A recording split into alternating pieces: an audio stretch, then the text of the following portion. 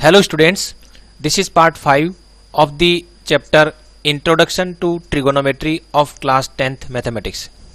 In this video lesson, we shall work out some questions related to trigonometric ratios of 0 degree, 30 degree, 45 degree, 60 degree and 90 degree. आज के इस video में हम ये जो specific angles है इनसे रिलेटेड जो ट्रिगोनोमेट्रिक रेशियोज की वैल्यू होती है उनको काम में लेकर हम कुछ क्वेश्चंस सॉल्व करेंगे। पहला क्वेश्चन लेते हैं। इन ट्राइंगल ABC, जैसा कि आप फिगर देख रहे हैं, in triangle ABC which is right angled at B, AB is equal to 5 centimetre and angle ACB, this angle ACB is of 30 degree. तो इस राइट ट्राइंगल में हमें एक साइड 5 सेंटीमीटर दे रखी है और एक एंगल हमें 30 डिग्री दे रखा है। अब चूंकि राइट ट्राइंगल है तो डेफिनेटली इसका एक एंगल तो 90 डिग्री हो गया है, तो ये एंगल 90 डिग्री है। तो इस राइट ट्राइंगल में एक साइड हमें मालूम है 5 सेंटीमीटर, एक एंगल हमें मालूम है 30 डिग्री। तो determine the lengths of the sides BC and AC। BC और AC हमें फाइंड आउट करनी है। यदि हम इसमें पाइथागोरस थ्योरम अप्लाई करना चाहें तो पाइथागोरस थ्योरम अप्लाई नहीं हो पाएगी, क्योंकि कम से कम 2 साइड राइट ट्राइंगल की पता होनी चाहिए, तभी हम थर्ड साइड फाइंड आउट कर सकते हैं। तो यहाँ इस एंगल को हम यूटिलाइज करेंगे।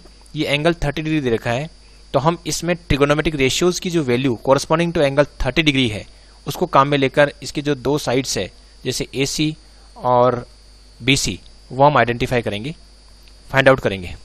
तो जो AC है, यदि मुझे इस साइड को फाइंड आउट करना है तो इस साइड को, ये सपोज ये अननोन साइड हो गई जो हमें फाइंड आउट करनी है। मान लो इस पर मैं फोकस करता हूँ और ये चूंकि मुझे नॉन है, ये साइड मुझे पहले से मालूम है 5 सेंटीमीटर है। तो जो नॉन साइड और अननोन साइड इनका रेशियो हम लेंगे और ये जो रेशियो है वो किसी न किसी ट्रिगोनोमेट्रिक रेशियो के द्वारा रिप्रेजेंट होगा। तो वो ट्रिगोनोमेट्रिक रेशियो हम देख लेते हैं। सबसे पहले तो इस 30 डिग्री की कोरस्पॉन्डिंग हम देखेंगे। तो 30 डिग्री की ठीक सामने की जो साइड होती है, this side is known as perpendicular. तो ये साइड तो हो गई परपेंडिकुलर, और ये जो साइड है which is the largest side opposite to right angle, तो ये जो साइड है वो हो गई हाइपोटेन्यूज। तो जो परपेंडिकुलर और हाइपोटेन्यूज का जो रेशियो होता है दिस इज कॉल्ड साइन। तो साइन 30 डिग्री जो है यहाँ हमें पता है ये होता है परपेंडिकुलर अपॉन हाइपोटेन्यूज। तो यहाँ परपेंडिकुलर जो है वो तो है AC, AB है, और जो हाइपोटेन्यूज है वो AC है।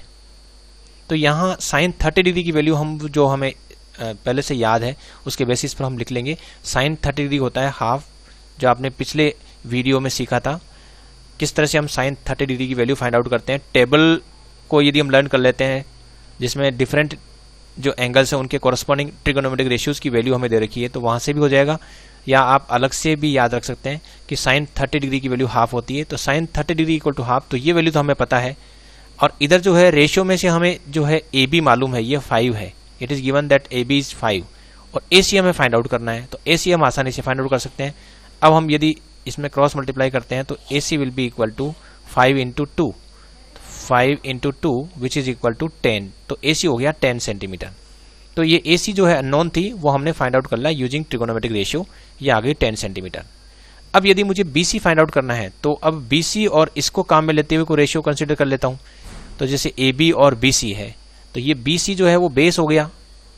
यदि मैं 30 डिग्री एंगल के रिस्पेक्ट में बात करूँ तो ये जो BC साइड है this is adjacent to angle 30 degree, so it is base. तो ये बेस और परपेंडिकुलर है, इसका जो रेशियो होता है वो होता है 10, तो उसको हम काम में ले लेते हैं। तो 10 30 degree will be equal to perpendicular upon base, और परपेंडिकुलर यहाँ पर है AB और बेस यहाँ पर है हमारे पास BC। तो अब इसमें मैं वैल्यू पुट कर देता हूँ। 10 30 डिग्री की वैल्यू होती है 1/√3 और परपेंडिकुलर यहाँ पर है 5 और बेस हमें फाइंड आउट करना है BC। तो ये BC मैं यहाँ से फाइंड आउट कर सकता हूँ। यदि मैं क्रॉस मल्टीप्लाई करता हूँ तो BC will be equal to 5√3, तो 5√3 सेंटीमीटर। तो इस तरह से जो है मैं BC फाइंड आउट कर सकता हूँ। यदि मैं चाहूँ तो BC मैं दूसरे तरीके से भी फाइंड आउट कर सकता हूँ। इसमें चूंकि हमें ये जो ट्राइंगल दे रखा है, ये जो ट्राइंगल है, इस ट्राइंगल में हमें जो है ये हमने फाइंड आउट कर लिया था कि AC कितना है। AC हमने देख लेते हैं AC कितना आया था। AC हमारे पास है, AC is equal to 10 centimetre है। ये जो AC है वो है 10 सेंटीमीटर, यानी ये जो साइड है वो हो गई 10 centimetre. AC is equal to 10 centimetre. So AC ये जो साइड है 10 सेंटीमीटर, मैं अगले वाले इसमें लिख लेता हूँ ये हो गई 10 सेंटीमीटर। अब यदि दो साइड हमें पता है तो हम तीसरी साइड यूजिंग पाइथागोरस थ्योरम भी फाइंड आउट कर सकते हैं। तो BC मैं ऐसे भी फाइंड आउट कर सकता हूँ, BC will be equal to AC square minus AB square root. ये भी तरीका ठीक है।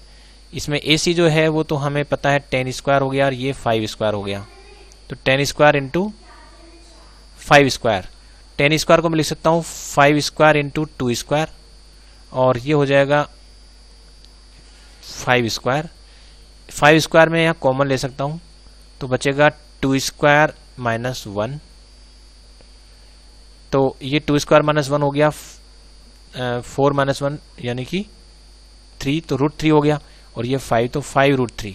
तो इस तरह से भी मैं BC फाइंड आउट कर सकता हूँ पाइथागोरस थ्योरम को काम में लेकर भी। लेकिन यदि एक एंगल राइट ट्रायंगल में एक एक्यूट एंगल यदि मुझे पता है तो ज़्यादा बढ़िया रहता है कि एक साइड हमें पता है ही, तो उस साइड को काम में लेते हुए हम कोई ट्रिगोनोमेट्रिक रेशियो कंसीडर करेंगे। जैसे इसको मैं नॉन कहूँ और ये अननोन है, तो नॉन और अननोन का जो रेशियो है वो हम लिख दूंगा, और वो कोई ना कोई ट्रिगोनोमेट्रिक रेशियो होगा जिसकी वैल्यू हम आसानी से लिख ही सकते हैं। तो वो वैल्यू हमें पता होगी, और इन दोनों में से एक साइड हमें पता होगी तो दूसरी साइड हम आसानी से फाइंड आउट कर लेंगे। सिमिलरली यहाँ 10-30 डिग्री अगर यदि हम कंसिडर करते हैं तो इसमें केवल BC अननोन है और AB हमें पता है कि 5 है, तो इसकी बेसिस पर हम डायरेक्ट जो है 5√3 सेंटीमीटर ये आंसर फाइंड आउट कर सकते हैं। तो ज़्यादा अच्छा रहेगा कि हम ट्रिगोनोमेट्रिक रेशियोज को काम में लेकर जो अननोन साइड है वो फाइंड आउट करें। और यदि हमें ये एक साइड निकाल लेते हैं तो दो साइड यदि हमें पता है तो तीसरी साइड हम पाइथागोरस थ्योरम को काम में लेकर भी फाइंड आउट कर सकते हैं। चलिए एक दूसरा क्वेश्चन लेते हैं।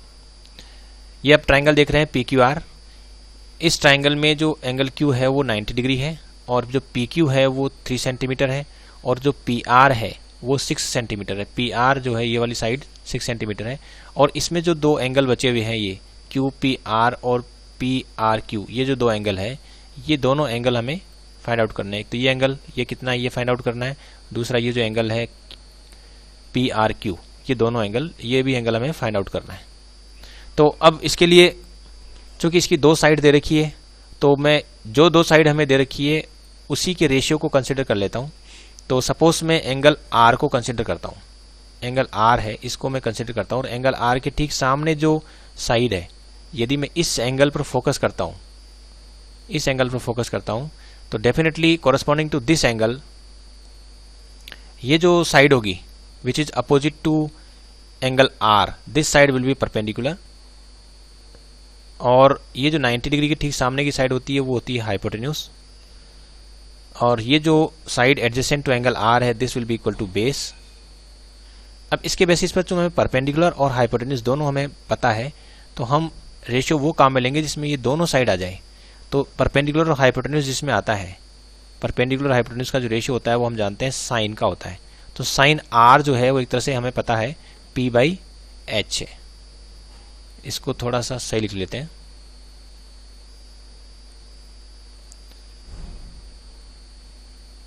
साइन ऑफ एंगल R ये जो है वो कितना है P/H है, और P/H जो है वो हो रहा है यहाँ पर P तो है परपेंडिकुलर यानी कि 3, और हाइपोटेन्यूज यहाँ पर 6 है, तो 3/6 यानी कि हाफ हो गया है। तो साइन ऑफ एंगल R जो है वो हाफ है, लेकिन हम जानते हैं कि जो साइन ऑफ 30 डिग्री होता है वो हाफ होता है। तो यहाँ से हम आइडेंटिफाई कर सकते हैं कि ये हाफ हो रहा है, sine of some angle is equal to half हो रहा है, और साइन ऑफ 30 डिग्री हाफ होता है। तो इसका मतलब ये हुआ कि एंगल R जो है वो 30 डिग्री हो गया है। एंगल R का मतलब हुआ कि एंगल PRQ जो है वो 30 डिग्री हो गया है। और जब एक एंगल हमें पता लग चुका है और ये एंगल 90 डिग्री है और ये एंगल जब हमें पता लग चुका है कि 30 डिग्री है, तो another angle we can easily find out because all the three angles, sum of all the three angles of a triangle is of 180 degree. So angle P which is equal to angle QPR, this will be equal to 180 degree minus sum of the other two angle. तो the two angle है 90 degree और 30 degree, तो इनका सम यदि इसमें से 180 में से माइनस कर देते हैं तो एक तरह से 180 में से हम माइनस कर रहे हैं 120 डिग्री को, और 120 डिग्री को यदि मैं माइनस करता हूँ तो ये आ रहा है 160 डिग्री। तो ये हो गया हमारे पास 180 डिग्री माइनस 120 डिग्री यानी कि 60 डिग्री। तो ये एंगल आ जाएगा 60 डिग्री, तो जो रिमेनिंग एंगल है वो हो गया 60 डिग्री।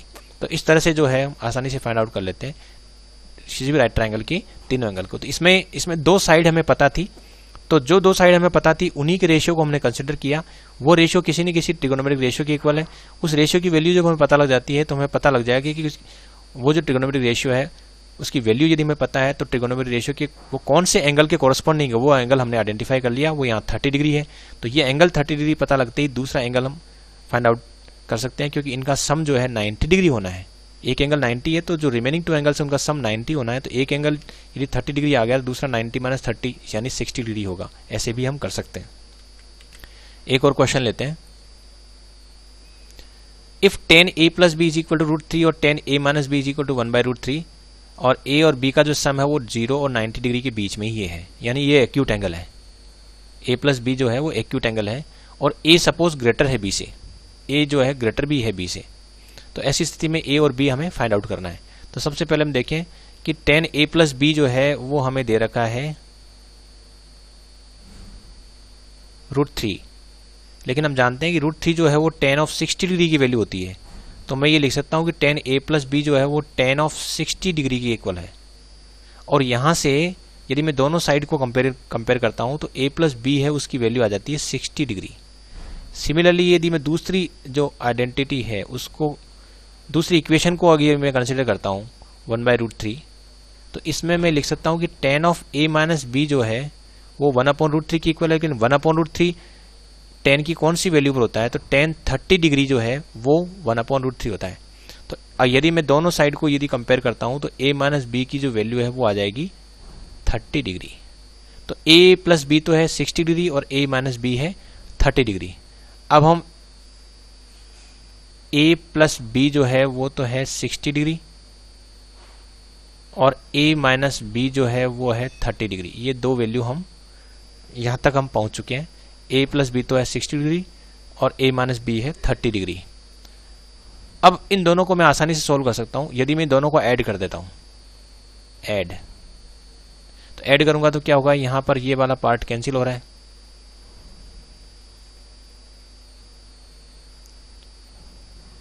सपोज ये इक्वेशन 1 है और इक्वेशन 2 है, तो इसको मैं यूँ बोलूँगा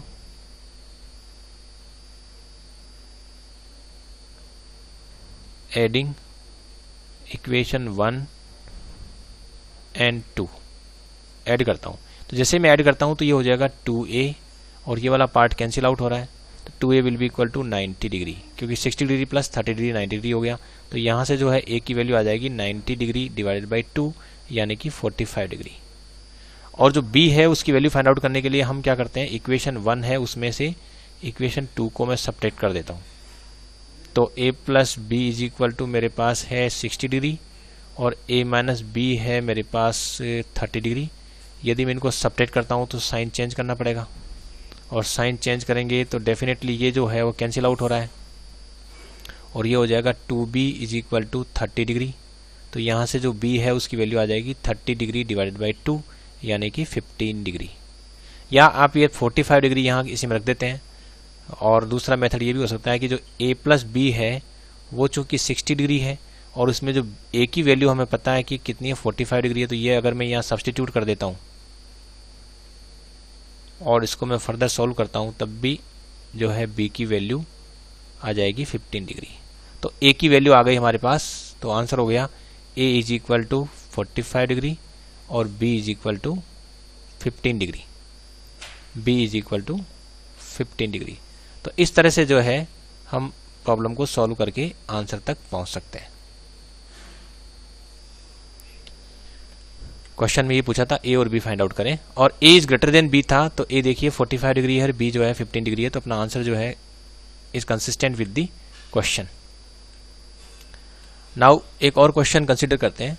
find the value of sin 30 degree + tan 45 degree - cosec 60 degree sec 30 degree + cos 60 degree + cot 45 degree. तो ऐसे क्वेश्चन को सॉल्व करने में हमें ज़्यादा कुछ नहीं करना, सिंपली जो वैल्यू है डिफरेंट जो ट्रिगोनोमेट्रिक रेशियोज की वैल्यू है वो हमें यहाँ सब्स्टिट्यूट करनी है। तो इसमें हमें वो टेबल की हेल्प लेनी है और हमें पता होना चाहिए कि sin 30 डिग्री की वैल्यू कितनी होती है। ये होती है हाफ। इसी तरह से जो tan 45 डिग्री है उसकी वैल्यू होती है 1। वो आप टेबल बनाकर भी आप लिख सकते हैं या डायरेक्ट याद हो तो वहाँ से डायरेक्ट लिख सकते हैं। कोसेक 60 डिग्री जो होता है वो sin 60 का रेसिप्रोकल होता है। sin 60 की वैल्यू √3/2 होती है। तो कोसेक 60 हो जाएगा 2/√3। और इसी तरह से सेक 30 डिग्री है, दिस विल ऑल्सो भी इक्वल टू 2/√3। और जो कोस 60 है वो साइन 60 और कोस 60 सेम होता है, तो इनकी वैल्यू भी हाफ। और जो कोट 45 है वो tan 45 के इक्वल ही है, तो इसकी वैल्यू 1 होती है। ये सारी वैल्यू यदि हम इसमें रख देते हैं तो जो गिवन एक्सप्रेशन है वो किसके इक्वल हो जाएगा? तो गिवन एक्सप्रेशन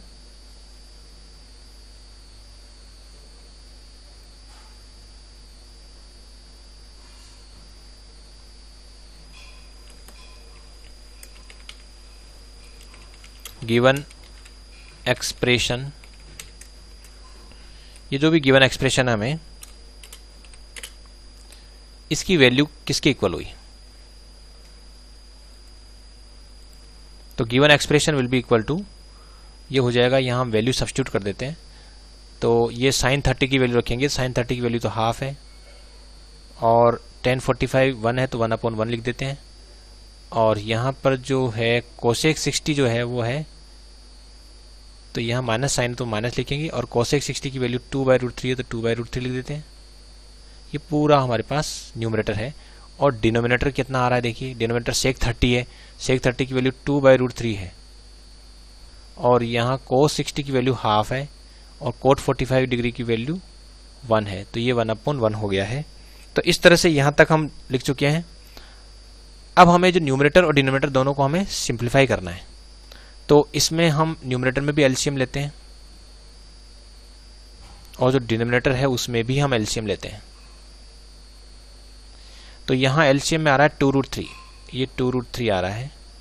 तो अब जब 2 से इसको डिवाइड किया तो √3, तो ऊपर आ गया √3। जब 1 से इसको डिवाइड किया तो 2√3, फिर 1 से मल्टीप्लाई किया न्यूमरेटर से तो 2√3, फिर √3 से इसको डिवाइड किया तो 2, और 2 को जब 2 से मल्टीप्लाई किया तो 4, यहाँ माइनस साइन है। सिमिलरली यहाँ पर भी जो डिनोमिनेटर है उसमें आ रहा है 2√3। अब 2√3 से इसको डिवाइड कर 2√3 को √3 से डिवाइड करते हैं तो 2 आता है, 2 को 2 से मल्टीप्लाई किया तो 4 आ गया। और यहाँ प्लस 2 से इसको डिवाइड किया तो √3 को 1 से मल्टीप्लाई किया तो √3, और प्लस, और ये जो है 1 से डिवाइड किया तो 2√3 को 1 से मल्टीप्लाई किया तो 2√3 आ गया। अब इसमें न्यूमरेटर और डिनोमिनेटर दोनों में ही ऐसे डिवाइड में आ रहा है, तो इसको हम थोड़ा सा सावधानी पूर्वक करेंगे, क्योंकि यहाँ पर डिवाइड, यहाँ भी डिवाइड है।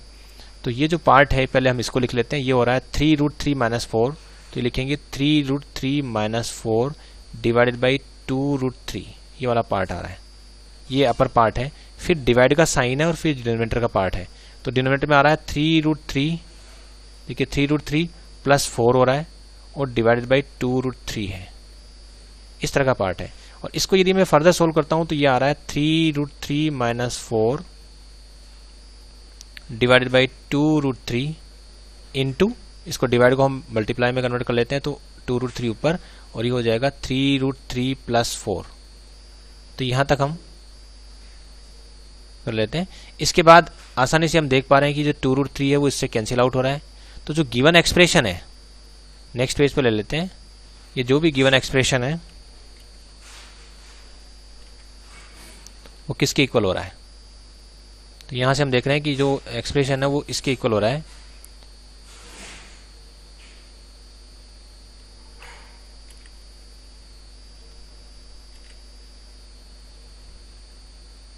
ये वाला पार्ट था हमारे पास, और इसमें हमने ये जो पार्ट था ये कैंसिल आउट हो गया था, और इसके पास ये हमारे पास ये बचा है। तो इसको हम लिख लेते हैं। ये हो गया हमारे पास 3√3 - 4 डिवाइडेड बाई 3√3 + 4। हालांकि ये आंसर अपना हो गया है, लेकिन फिर भी इसको हम सिंप्लीफाइड फॉर्म में इसलिए लिखते हैं क्योंकि डिनोमिनेटर में जो है वो रेडिकल सिंबल नहीं होना चाहिए, यानी कि √3 आ रहा है डिनोमिनेटर में, तो उसको हमें हटाना पड़ता है, वो फाइनल आंसर वो माना जाता है। हालांकि ये आंसर भी सही है, लेकिन हम इसको और सिंप्लीफाई करेंगे ताकि डिनोमिनेटर में कोई भी रेडिकल साइन जैसे √2 √3 ऐसा नहीं होना चाहिए। तो इसको हम क्या करेंगे, रेशनलाइज करेंगे, और रेशनलाइज करने के लिए हमें जो यहाँ प्लस साइन है तो इसके अपोजिट यानी कि 3√3 - 4 से ऊपर नीचे मल्टीप्लाई कर देंगे, ये मल्टीप्लाई कर देंगे।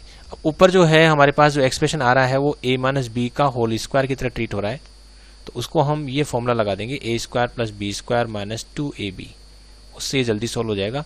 और डिनोमिनेटर में आप देख रहे हैं कि a + b × a - b का फॉर्मूला यहाँ लग रहा है, तो वो हो जाएगा ए स्क्वायर माइनस बी स्क्वायर।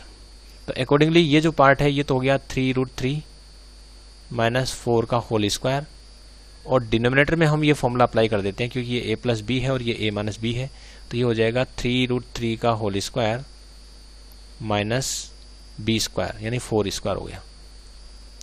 अब जो न्यूमरेटर पार्ट है उसमें ये फॉर्मूला अप्लाई कर देते हैं, तो ये हो गया 3√3 का होल स्क्वायर प्लस ये जो 4 है उसका whole square minus 2 times of first term, first तो है 3√3, सेकेंड टर्म है 4 डिवाइडेड बाई ये हम देख रहे हैं तो 3, ये हो जाएगा 3 इंटू 3 9, और ये √3 का स्क्वायर किया तो 3 माइनस 16 हो रहा है।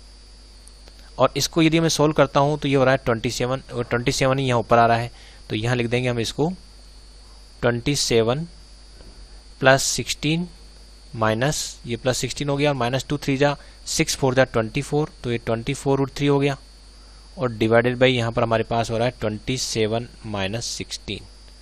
तो यहाँ तक हम पहुँच चुके हैं।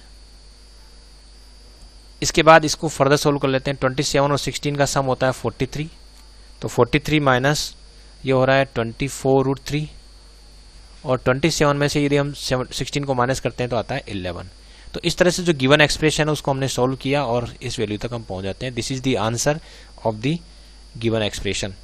यानी हमारे पास ये एक्सप्रेशन था, इसमें हमने डिफरेंट जो ट्रिगोनोमेट्रिक रेशियोज है इनकी वैल्यू हम टेबुलर फॉर्म में जो हमें जानते हैं या कैसे भी करके जानते हैं, तो वहाँ से हम ये वैल्यू जो है इसमें सब्स्टिट्यूट कर देते हैं।